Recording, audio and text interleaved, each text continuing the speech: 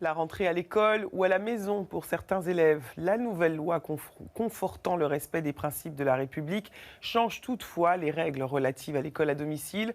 Désormais, les parents doivent déposer un dossier pour assurer eux-mêmes l'instruction de leurs enfants. Beaucoup ont essuyé un refus. Adrien Quintard, Jean-Marc Lucas et Marie Meyer. C'est comme une énigme un petit peu.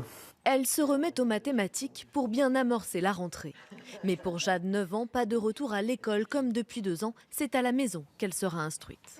Et là, c'est des petites poires. Une organisation qui aurait bien plu à Nora, la cadette. Après avoir fait son année de CP à l'école, elle a voulu rejoindre sa sœur à la maison. Une demande rejetée par le rectorat, inacceptable pour ses parents. Aujourd'hui, j'ai une fille à qui je dis « tu as commencé l'instruction famille suffisamment tôt, tu peux continuer ». Et l'autre est presque punie d'avoir voulu tester l'école. Car entre-temps, les règles ont changé avec la loi confortant le respect des principes de la République.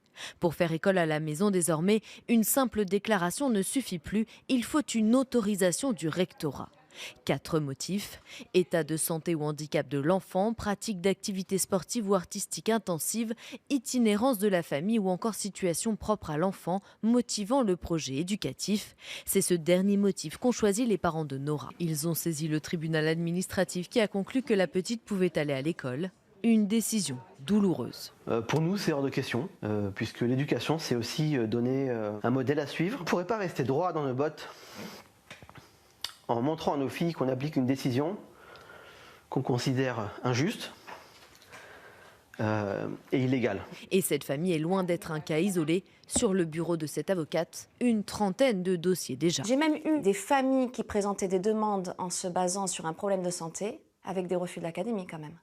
Des refus de l'académie qui essayent de voir si l'enfant peut être scolarisable avec les aménagements. Pour cette avocate, il y aurait aussi de trop grandes disparités entre les académies, certaines refusant presque systématiquement les demandes.